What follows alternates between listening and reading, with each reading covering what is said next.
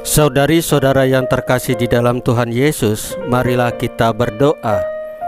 Dalam nama Bapa dan Putra dan Roh Kudus. Amin. Bapa kami yang ada di sorga, dimuliakanlah namamu, datanglah kerajaan-Mu, dan jadilah kehendak-Mu di atas bumi seperti di dalam sorga.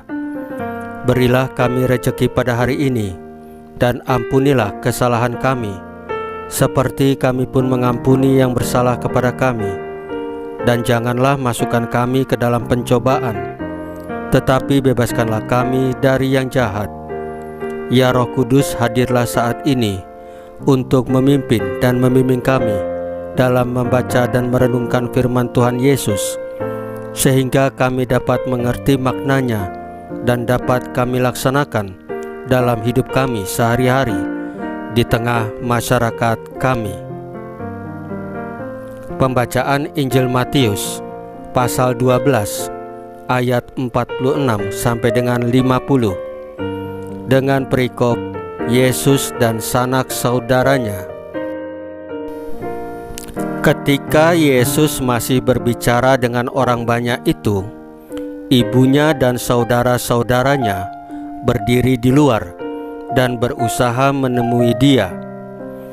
Maka seorang berkata kepadanya, "Lihatlah, ibumu dan saudara-saudaramu ada di luar dan berusaha menemui engkau."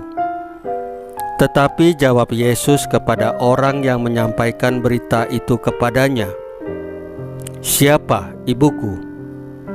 Dan siapa saudara-saudaraku?" Lalu katanya, sambil menunjuk ke arah murid-muridnya, "Ini ibuku dan saudara-saudaraku. Sebab siapapun yang melakukan kehendak Bapa-Ku di sorga, dialah saudaraku laki-laki, dialah saudaraku perempuan, dialah ibuku." Demikianlah sabda Tuhan. Terpujilah Kristus.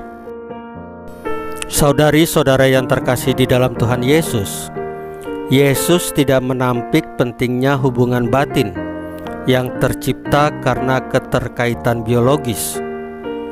Kita sering mendengar anak yang diadopsi punya kerinduan besar untuk menemukan orang tua biologisnya. Kendati pun demikian, persaudaraan kita tidak seharusnya dibatasi oleh hubungan darah atau oleh keterikatan marga, kesamaan suku, warna kulit, dan ikatan primordial lainnya. Hari ini, Yesus sangat jelas menggarisbawahi bahwa persaudaraan kita haruslah bersifat universal. Saudara kita ialah semua orang yang melakukan kehendak Allah.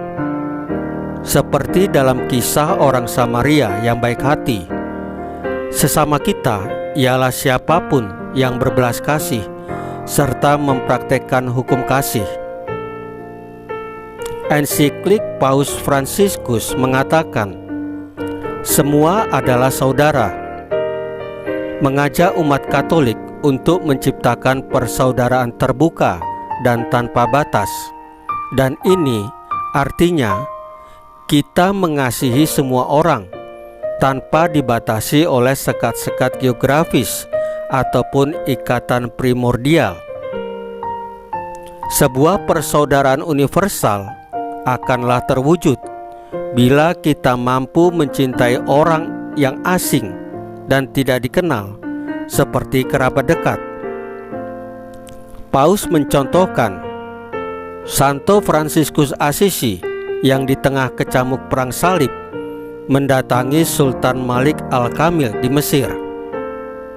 Tanpa menyangkal identitasnya sebagai seorang Katolik, Santo Fransiskus bergaul bersama orang Muslim dan orang yang tidak beriman, tanpa menciptakan pertengkaran dan permusuhan, mengingat mereka ini adalah sesama manusia yang juga diciptakan berkat kasih Allah. Saudari-saudara yang terkasih di dalam Tuhan Yesus, marilah kita berdoa. Ya Allah Bapa, bimbinglah kami untuk mencintai tanpa batas dan membangun persaudaraan universal di tengah-tengah masyarakat kami.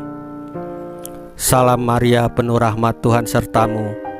Terpujilah engkau di antara wanita, dan terpujilah buah tubuhmu Yesus.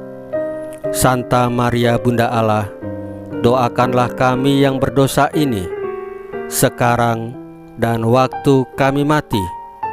Ya Tuhan Yesus, tambahkanlah iman kami hanya kepadamu saja, karena Engkau adalah Tuhan dan Juru Selamat kami satu-satunya, tidak ada yang lain. Dalam nama Bapa dan Putra dan Roh Kudus. Amin. Saudari-saudara yang terkasih di dalam Tuhan Yesus, bacaan firman dan renungan hari ini sudah selesai. Tuhan Yesus memberkati kita semua.